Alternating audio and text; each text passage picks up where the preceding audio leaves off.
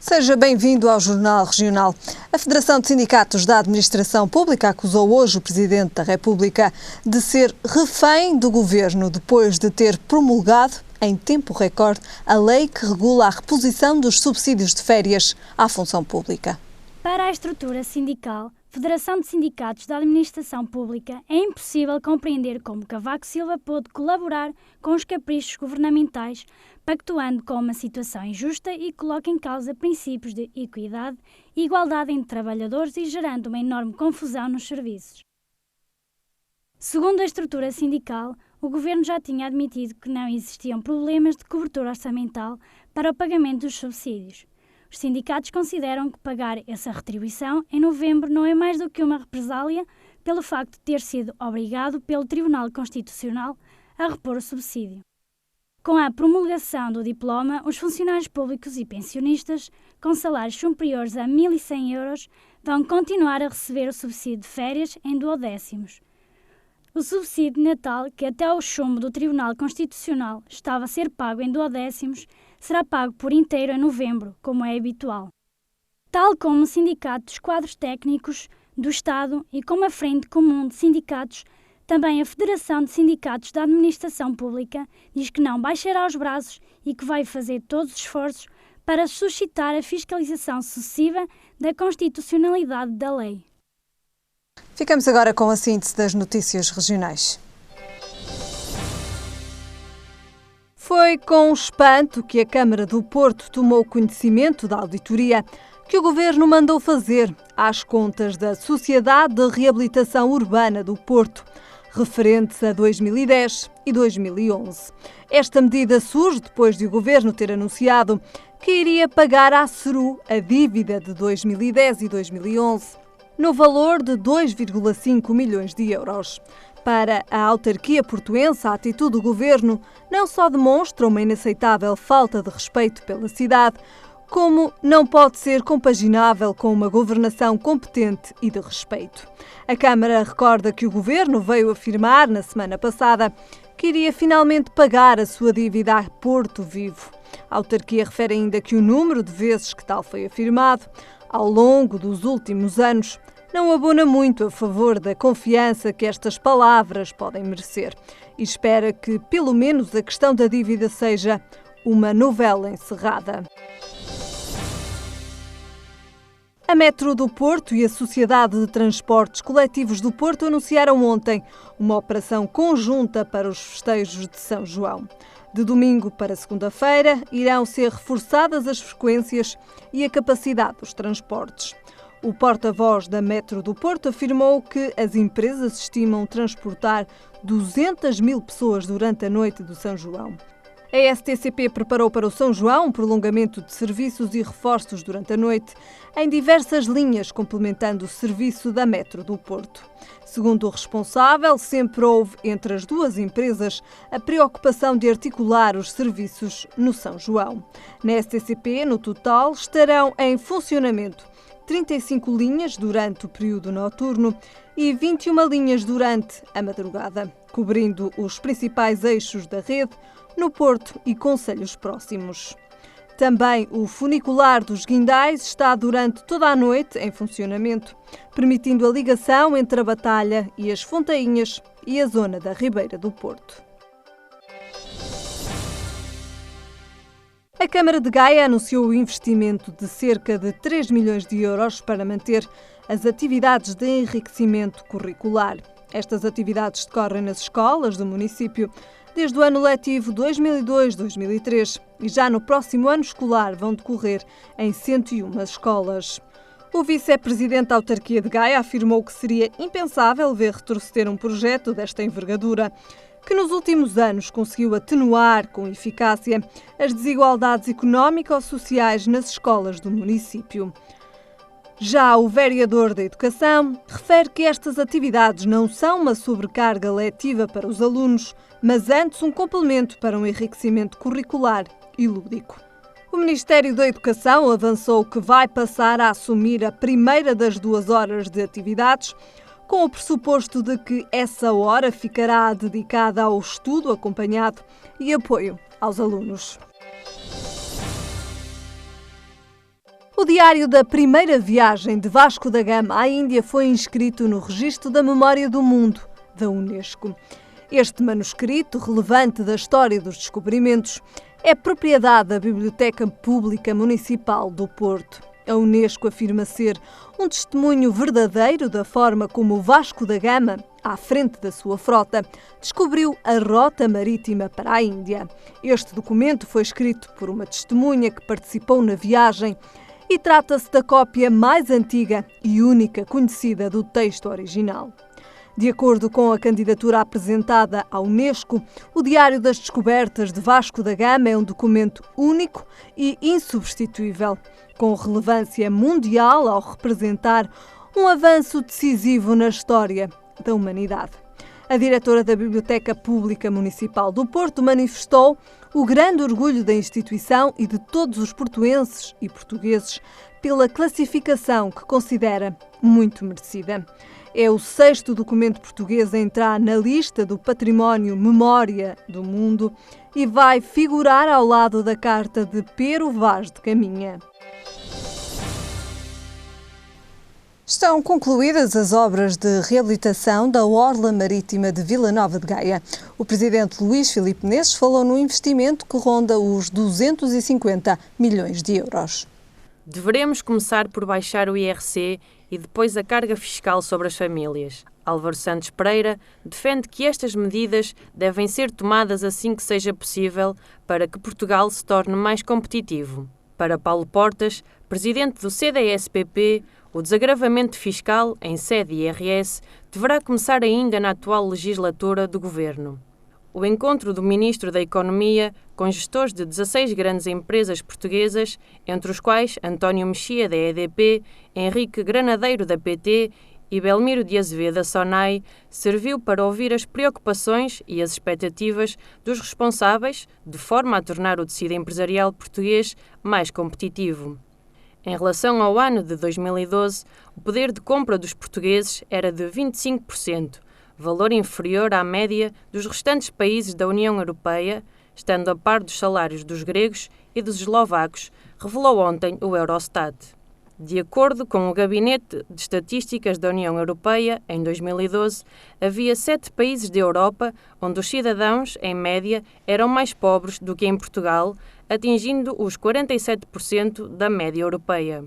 A lista dos países com maior poder de compra, divulgada ontem pelo Eurostat, é liderada pelo Luxemburgo, com um nível de riqueza de 271%, seguindo a Áustria, com 131%.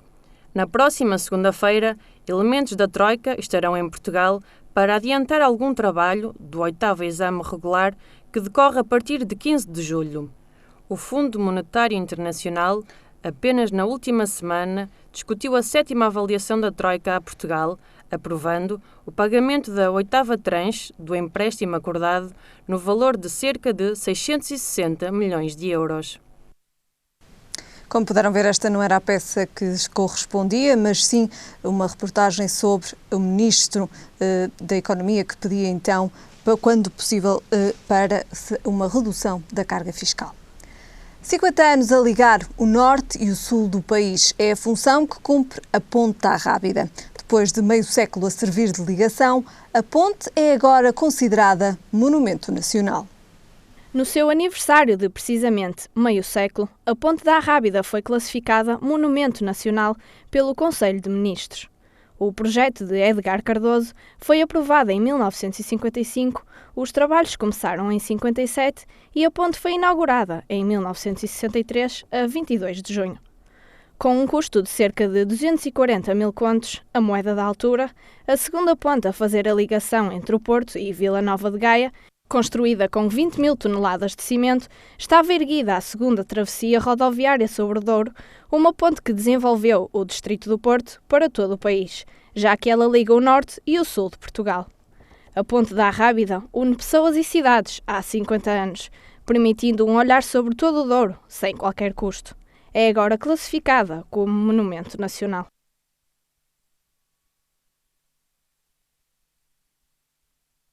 Fotografias, réplicas de automóveis, réplicas do próprio Senna. É assim a montra que compõe o restaurante O Afonso e que lhe dá o mote para um prato bem conhecido do Porto, a Francesinha. Fomos conhecer este restaurante que mais não é do que o mini museu de Ayrton Senna. É hora de almoço na Rua da Torrinha e quem gosta do petisco típico da Invicta sabe nesta rua onde se há de dirigir. E onde é que nós estamos agora, Helena? Nós estamos no restaurante O Afonso, mas antes de irmos a esse petisco, a essa sanduíche que é a Francesinha, vamos começar por falar numa particularidade deste restaurante muito especial, que é o facto de haver aqui uma espécie quase de altar à Fórmula 1 e a um piloto em especial, já desaparecido, Ayrton Senna. Porquê? Pronto, comecei desde muito novo a ver a Fórmula 1 e pronto, dediquei-me muito ao Ayrton Senna, não é? Depois, pronto, aos bocados comecei a compor a minha coleção. Pronto, à altura onde tinha um sítio onde expor isto, quando comprei esta casa, achei que era a melhor altura para expor a minha coleção para os clientes verem. E o que é que os clientes dizem quando chegam aqui e veem fotografias do Ayrton Senna, centenas e centenas de carrinhos pequeninos de Fórmula 1, o que é que os clientes dizem? Gostam de apreciar? Pronto, tem muitos clientes que vêm cá de propósito só para ver este mini museu dedicado ao Ayrton Senna e, pronto, e ficam fascinados. O que é que o Ayrton Senna tinha que atualmente os corredores não têm? Para mim era o melhor piloto de todos os tempos.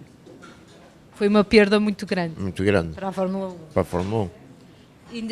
Ainda não tinha o restaurante quando o Ayrton Senna faleceu? Não. O Ayrton Senna faleceu há 18 anos e eu tenho este restaurante há 9 anos. Portanto, e então, a partir daí começou a fazer mais a sua coleção, mais afincadamente, quando ele desapareceu? Sim. E então, pronto, desde que ele desapareceu, pronto, tudo que fosse aparecendo do Ayrton Senna eu tentava comprar uma. Qual é a peça assim mais valiosa que tem aqui no seu mini museu? A peça mais valiosa é uma réplica do capacete. Aquele capacete que vemos ali em cima é uma réplica, era aquilo que ele usava? Sim, uma réplica. E assim, pessoas, turistas brasileiros já vieram aqui, gostam de visitar, gostam da sua admiração pelo Tenho pessoas brasileiras que vêm, quando estão cá em Portugal, vêm de propósito, pessoas amigas que indicam este restaurante, o Afonso Grilo, para vir ver este mini museu do Ayrton Senna. E ainda hoje continua a adquirir algumas peças ou já parou? Não, ainda continuo a comprar. O que é que lhe falta aqui no museu? O que é que gostava mesmo de ter? A única coisa que eu gostava de ter, pronto, era mesmo uma réplica verdadeira do Ayrton Senna. Já não era uma réplica, era algo verdadeiro. Sim, um capacete verdadeiro. E há maneira de arranjar ou não? É muito difícil. As pessoas que os têm não querem prescindir? Não. Bem, mas há outros motivos para vir aqui ao Afonso. O principal, eu já disse há pouco, trata-se aqui do petisco mais usual da cidade do Porto, a Francesinha. E porquê é que há aqui uma francinha? Porquê é que aqui é especial? Pronto, aqui a francinha é especial porque, pronto, é uma francinha feita tradicionalmente. É feita como era da origem da francesinha. Que hoje 99% das casas ninguém faz, como eu faço. Eu quero saber o que é a tradição e como se fazia antigamente, pode ser? Pode, eu posso convidá-la para ver a confeccionar uma. Vamos à cozinha? Vamos. Então vamos à cozinha. Obrigado.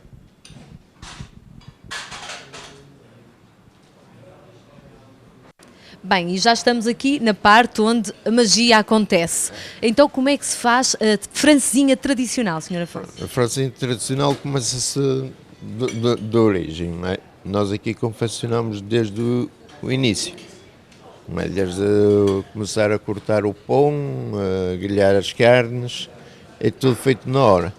Tudo na hora. E o pão, que tipo de pão é que é? É pão de forma normal. E o que é que tem então a francesinha tradicional? Pronto, a francesinha tradicional é pronto, é que hoje em dia as francesinhas tornou-se uma indústria. Na maior parte das casas, uma pessoa chega a uma casa, 5 minutos uma francesinha está pronta. Aqui uma francesinha por menos um quarto de hora demora. Porque tem tudo que ser preparado na horinha. Na hora. E sente-se a diferença? Sim, Sim? sem dúvida. O que é que os clientes dizem? Tem muitos clientes que vêm de propósito, que é o Afonso comer uma francesinha.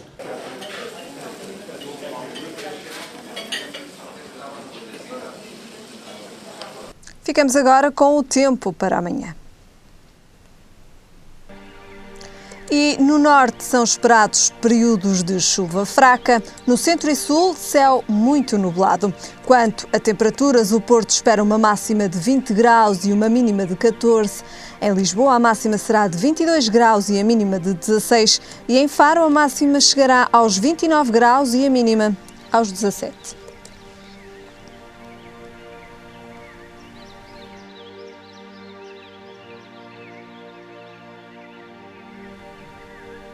É tudo por hoje. Já sabe, a informação está de regresso amanhã. Até lá, fique bem.